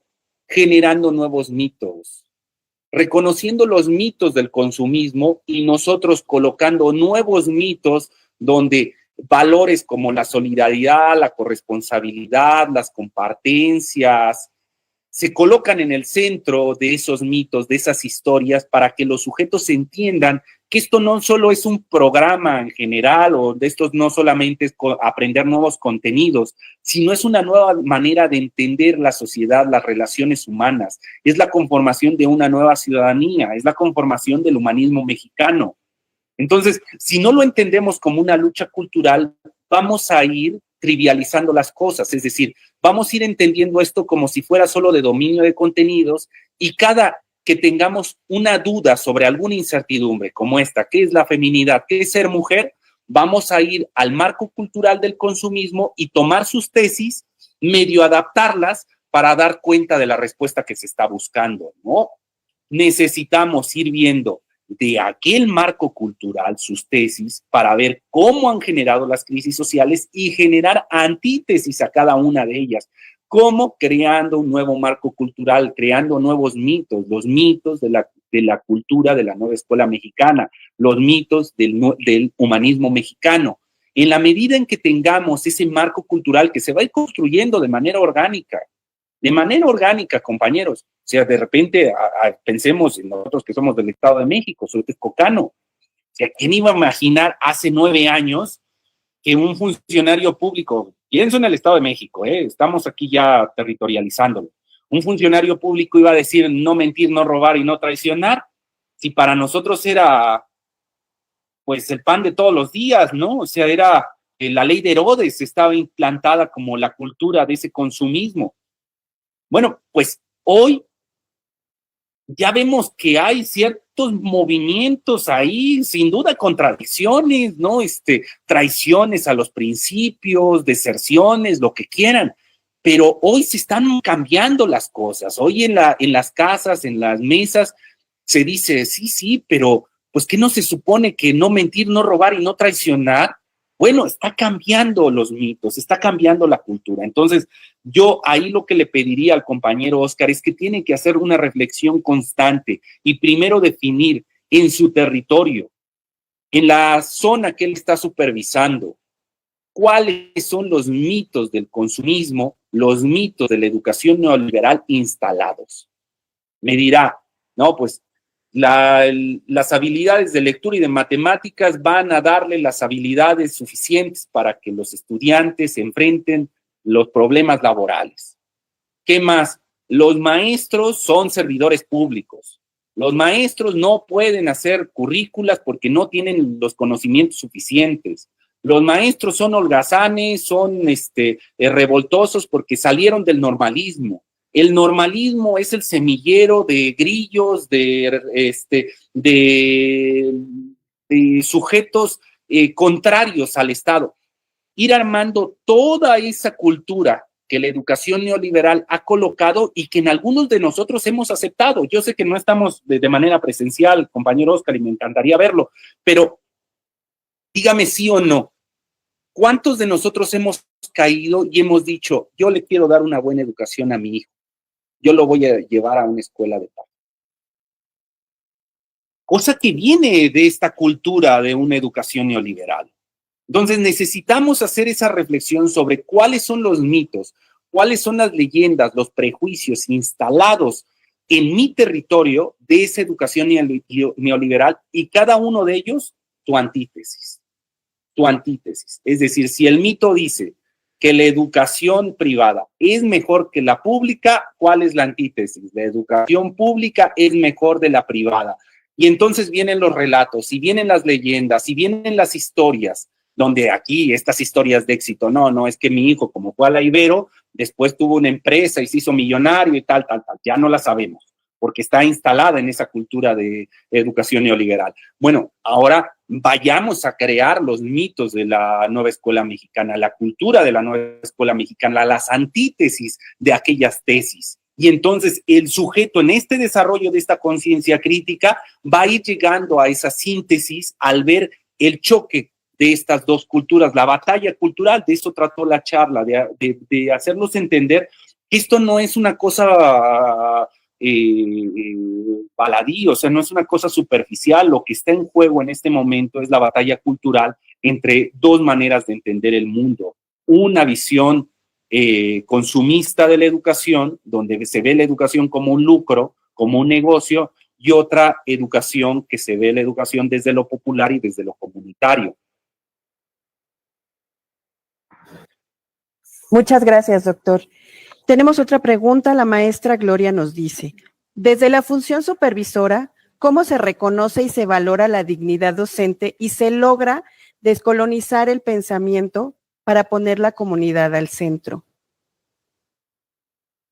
Compañera, buenísima también la pregunta, porque es una cuestión compleja. O sea, no podemos pedir que nuestros compañeros frente a grupo, estos profesionales, generen unas programaciones analíticas que asuman esta decolonialidad si nosotros no hemos llevado ese proceso de construcción. Primero, yo le diría, entendernos cada uno de nosotros como sujetos en constante construcción, es decir, ninguno es un sujeto pleno. Estamos ahí, tenemos un montón de contradicciones y que nosotros a cada momento, cada certidumbre que tenemos, cada verdad que aceptamos como absoluta, como única, nosotros como sujetos herederos de ese humanismo mexicano, como parte de la nueva escuela mexicana, la cuestionamos. Cada que creo que yo ya sé algo, digo, a ver, ¿por qué creo en esta certidumbre? ¿Qué me ha hecho creer en esta verdad absoluta, no? Y entonces empezar a ver que no, que somos un montón de contradicciones y que estamos en constante construcción. Ya con ese hecho de humildad, de entendernos que estamos en construcción, podemos acercarnos al otro de una manera distinta. Porque si nos entendemos ya como sujetos plenos, como supervisores, digamos, como dentro de la estructura, como un sujeto superior a los compañeros o hacia los estudiantes que están recibiendo, digamos, un servicio al estilo neoliberal, si nos asumimos así, entonces las desigualdades van a salir por todos lados, las distancias van a surgir por todos lados. Pero si actuamos con esa humildad de entendernos como sujetos en construcción, donde nuestras certidumbres, nuestras verdades únicas, las estamos cuestionando a cada momento, entonces cuando nos acerquemos a los territorios, podremos contemplar la manera en cómo ellos entienden el mundo y darle un valor a aquella visión. Y entonces, otra vez en este plano dialéctico, entender mis tesis en contraposición con sus antítesis que tienen los compañeros. Y desde ahí empezar una construcción horizontal para que todos puedan ir participando en esta construcción de comunidades. Si nosotros, vuelvo al punto, partimos, porque ustedes dirán, bueno, el colonialismo viene solamente de esta visión eurocéntrica. Sí, sin duda parte de ahí, ya no lo dirá el compañero Enrique Dussel, lo dice excelentemente en todo su marco filosófico. Sí, sin duda viene de ahí, pero después los procesos de colonización digamos que se adentran en el cuerpo de todos nosotros y empiezan unos procesos de microcolonización muy interesantes, donde se replican las dinámicas hechas por estos países hegemónicos sobre nosotros, se replican esas dinámicas hacia nuestros subalternos. Entonces, primer punto que le diría a la compañera, humildad, entendernos como sujetos en construcción y en esa construcción entender que los demás estamos participando en la construcción de una comunidad. Y desde ahí, entonces, la horizontalidad surge, la oportunidad de ver las crisis, los conflictos, surge como elemento que nos va a unir, el poder hacer las lecturas de la realidad y ver las visiones del porvenir que soñamos, el México que soñamos, el territorio que soñamos, ya no visto como el gran México, como esta idealización, como esta idea única, sino los muchos Méxicos que somos. Y desde ahí, entonces, desde esa humildad que da el reconocimiento de un sujeto no completo, sino en construcción, podemos ir enfrentando los procesos decoloniales y entonces poder entender que los saberes que surgen desde las comunidades son tan valiosos como los saberes eurocéntricos. Y que tanto hay lectura desde este hecho de la decodificación de signos lingüísticos hasta la lectura del mundo que hace aquellas personas en ese territorio.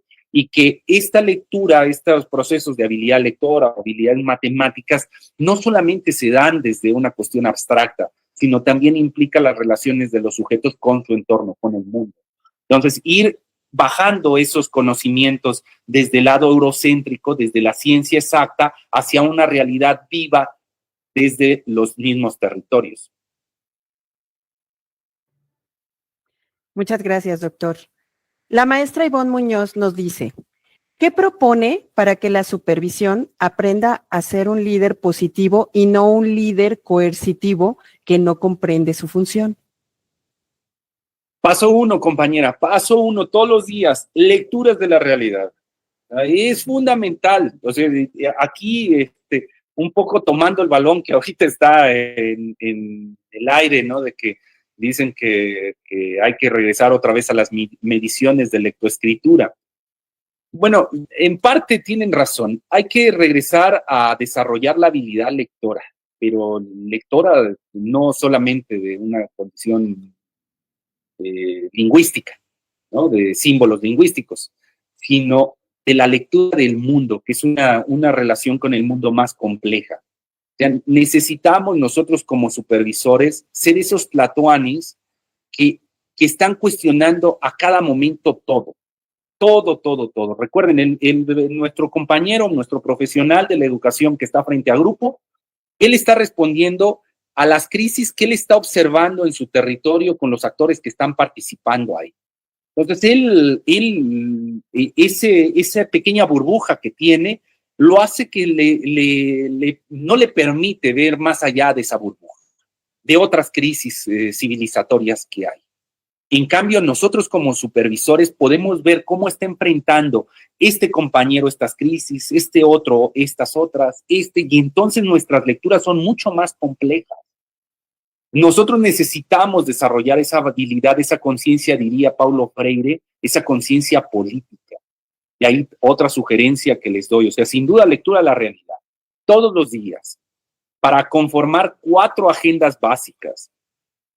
Desde lo económico, o sea, lecturas de la realidad, de qué está pasando en nuestros territorios desde lo económico, cuáles son las crisis que hay desde lo económico, cuáles son las condiciones materiales, simbólicas que están generando esas crisis económicas, las políticas, lo mismo, la evaluación, el análisis de la realidad de cuáles son las condiciones materiales y simbólicas que han generado las crisis desde lo político, lo cultural y lo pedagógico.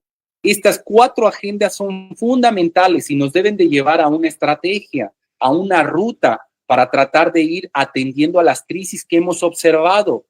Y esta ruta debe ser compartida con los compañeros frente a grupo para decirle, esto es lo que observo en mi zona y esto es lo que voy a hacer para generar las condiciones simbólicas para mejorar las condiciones materiales que he observado.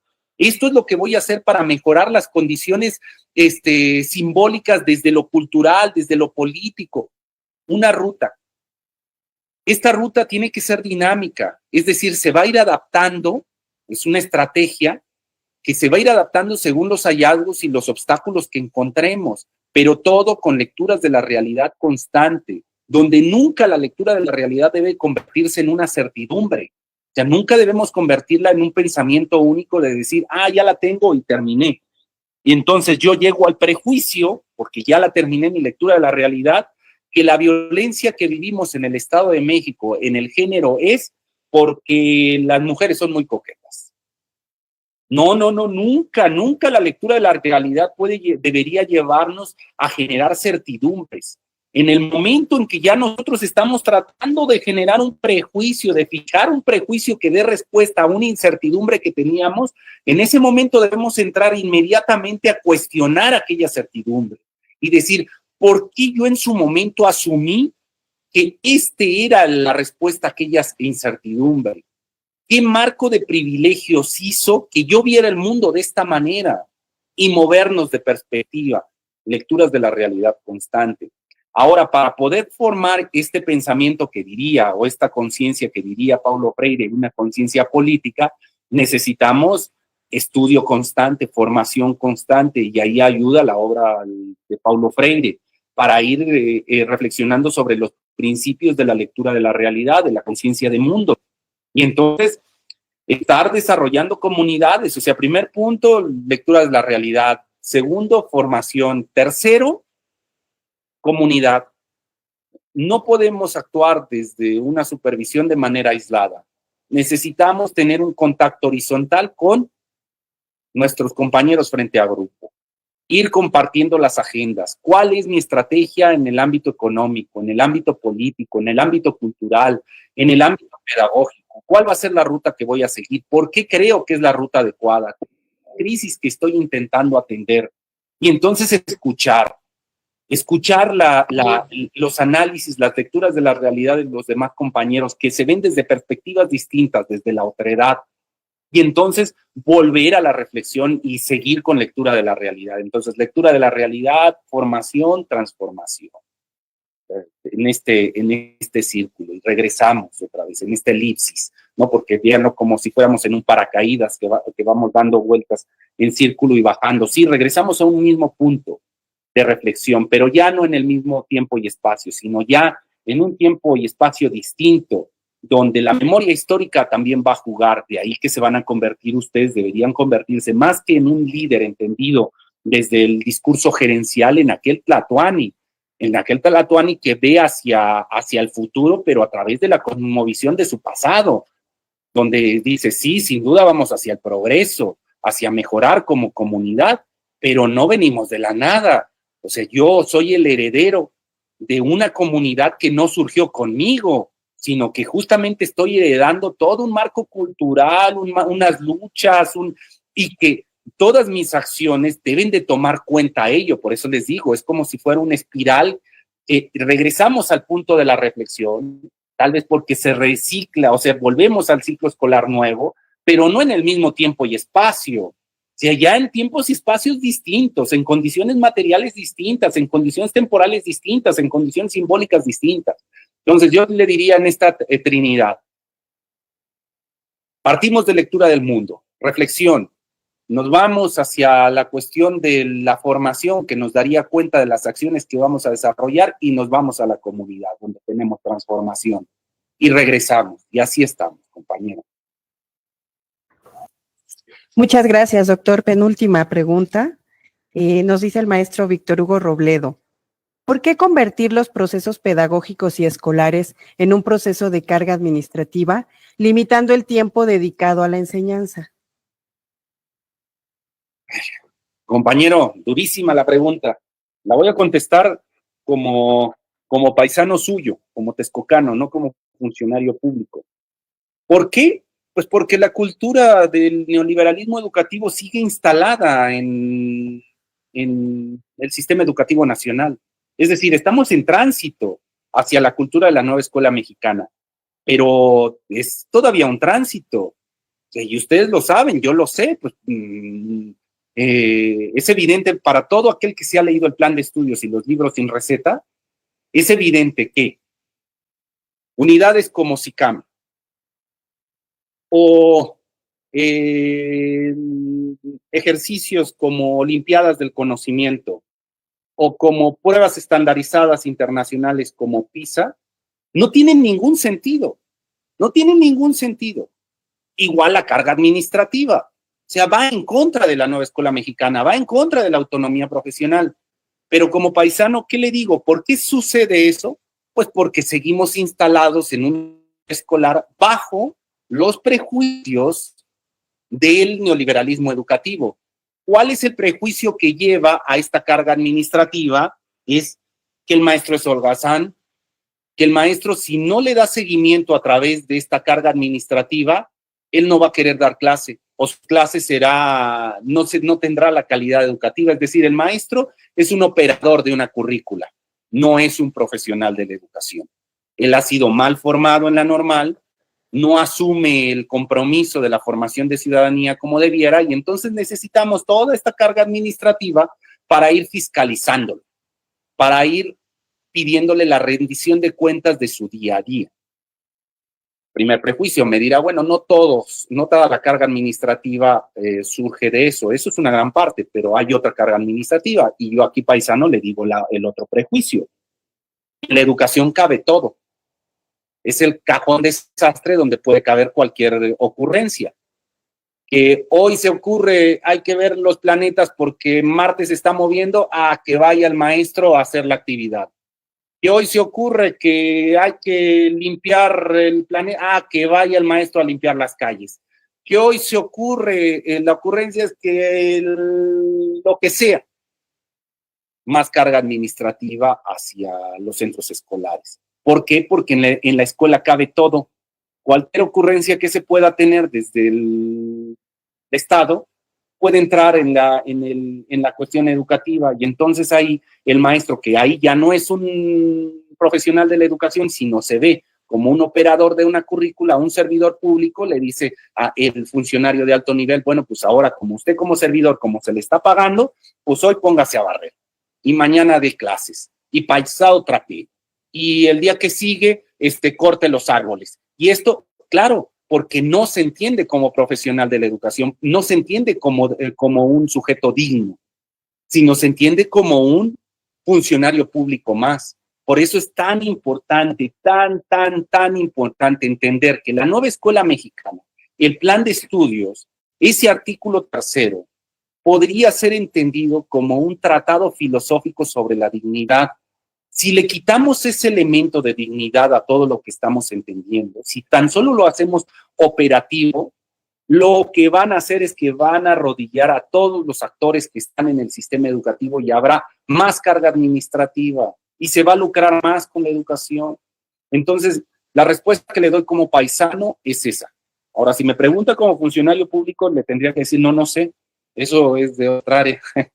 Pero como paisano le digo, eso es porque no hemos logrado sacar la cultura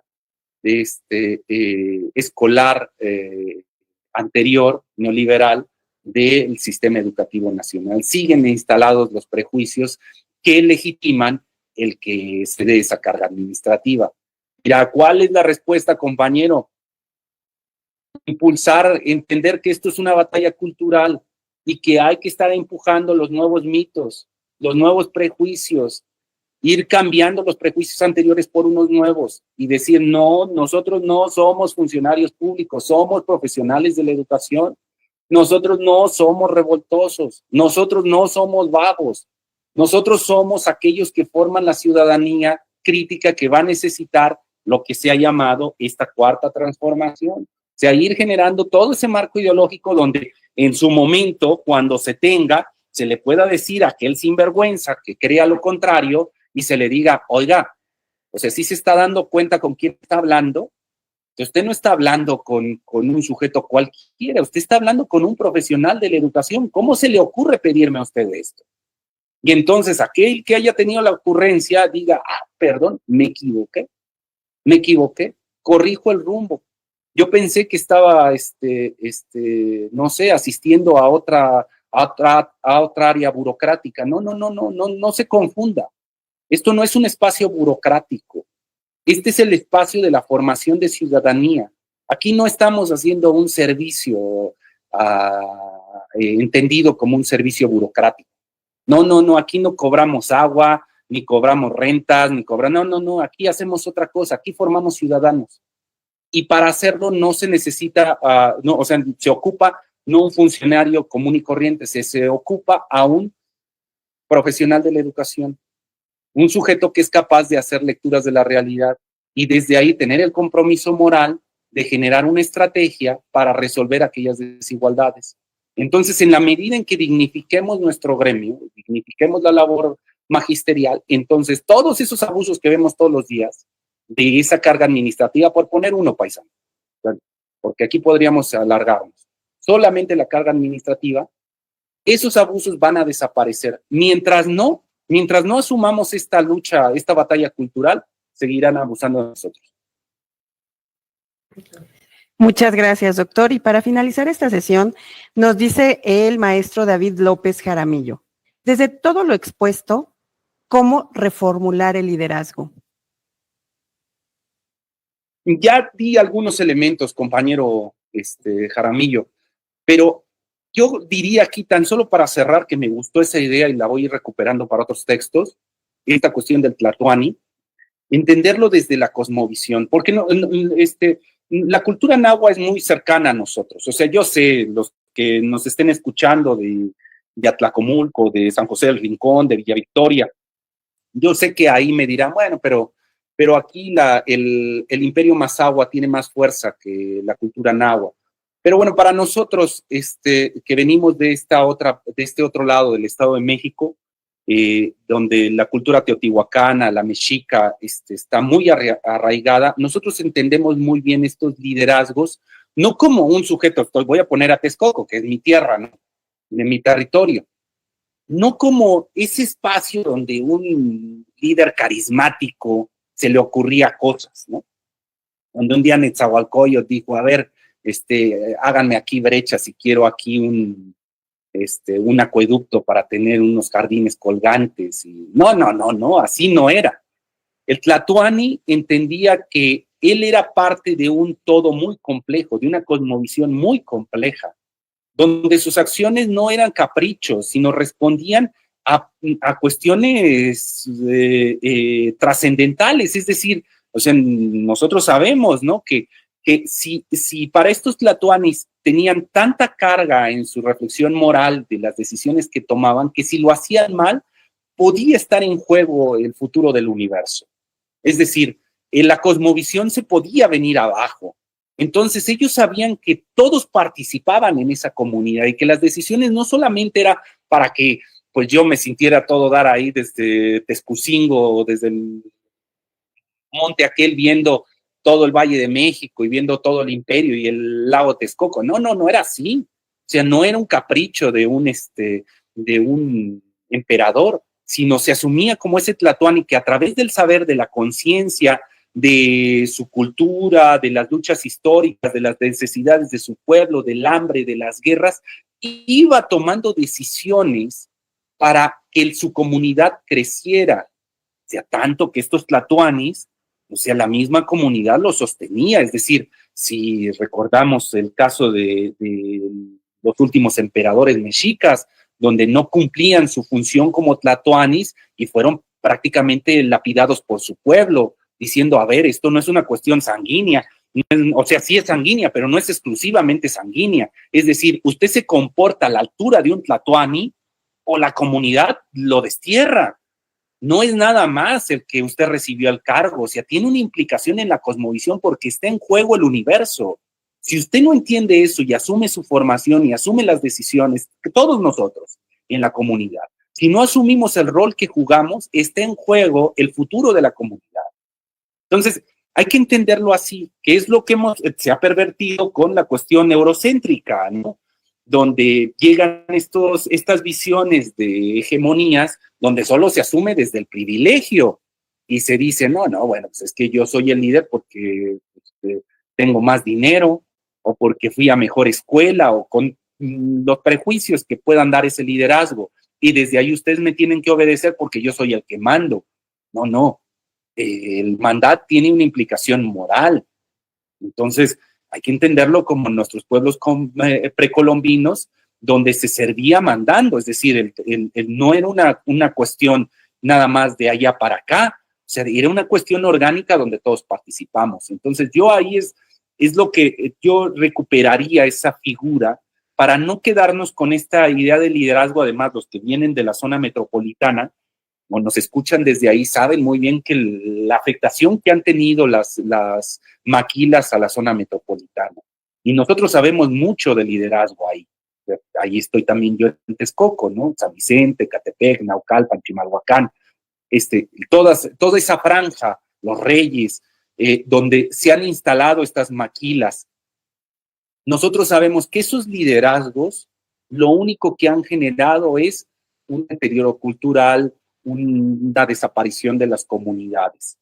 Nosotros entendemos que se necesita ver la relación de estos juegos de clase social desde otra perspectiva, en donde lo económico y las diferencias y las desigualdades no son los factores que mueven a esas acciones, sino es la construcción de comunidad.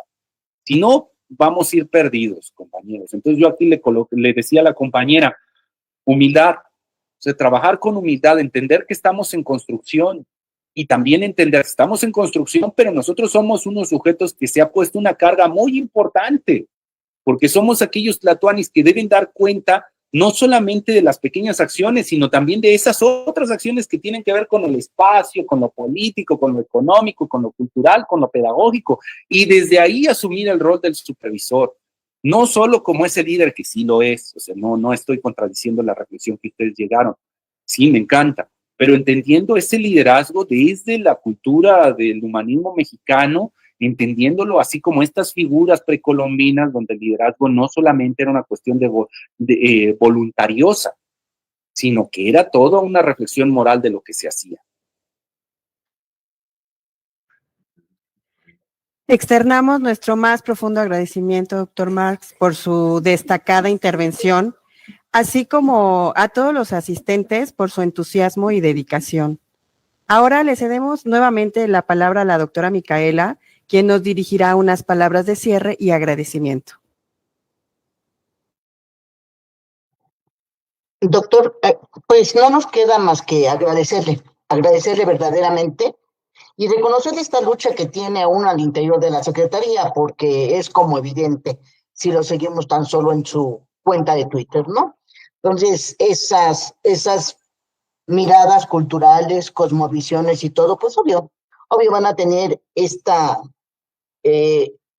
encuentros, estos debates que seguramente se resolverán bajo una perspectiva. Usted lo dijo bien, cimentar la nueva escuela mexicana o ver su deterioro, ¿no? Entonces, esta parte la entendemos. Sin embargo, el que nos lo diga quien lo ha formulado, quien hemos leído los libros, quien conocemos el discurso que ocupa para irlos construyendo y para ir generando sentido y significado, bueno, lo vamos entendiendo, ¿no? Sin embargo, efectivamente, somos sujetos en construcción, no hemos terminado de comprender esta, como estoy clara que terminamos de comprender la otra porque la normalizamos, ¿no?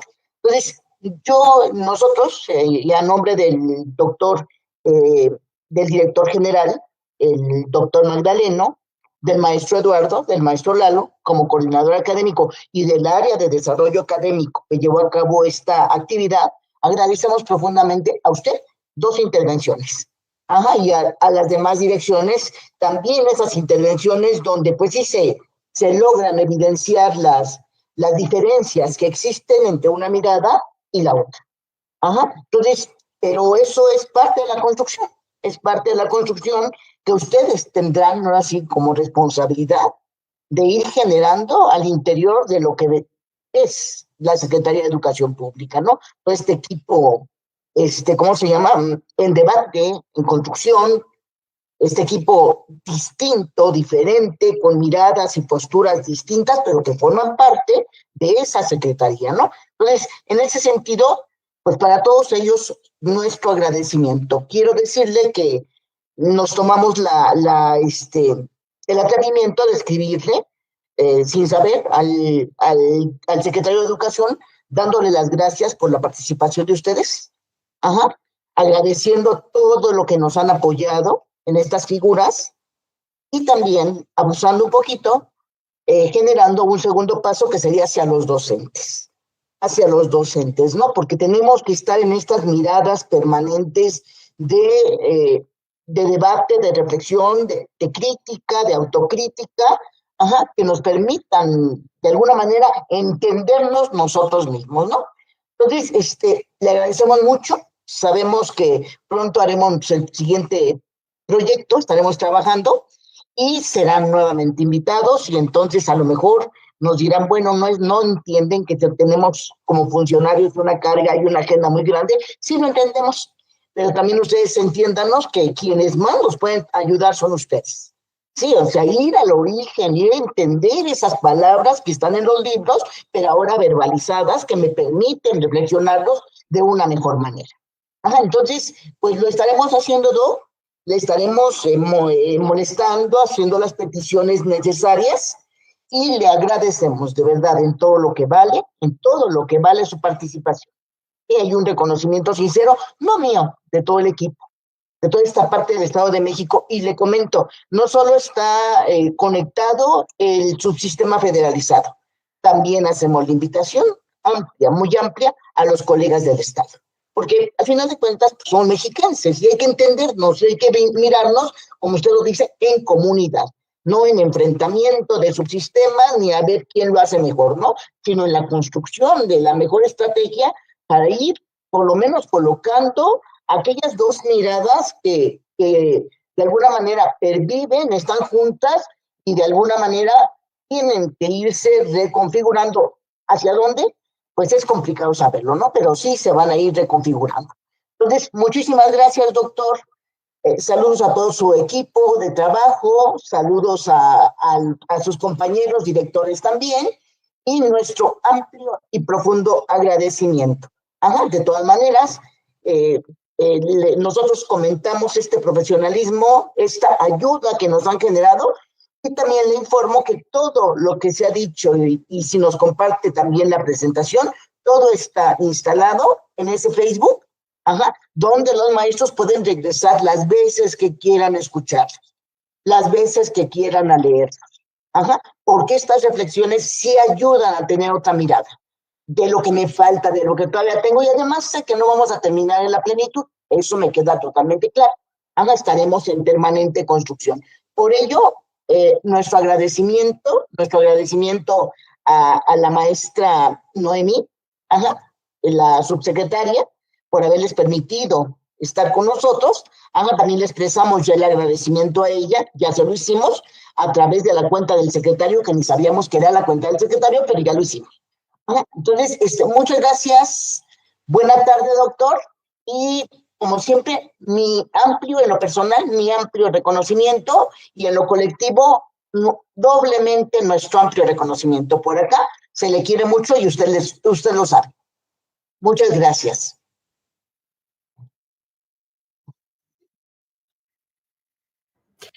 Les agradecemos enormemente, doctor Marx, doctora Micaela, por sus intervenciones, y con esta conferencia magistral concluimos nuestro taller Reformulando el liderazgo del supervisor y director escolar en educación básica. Apreciamos su compromiso y la atención brindada a lo largo de toda esta estrategia. Les invitamos a seguir nuestra página de Facebook, Área de Desarrollo Académico, en el enlace que está apareciendo en el chat.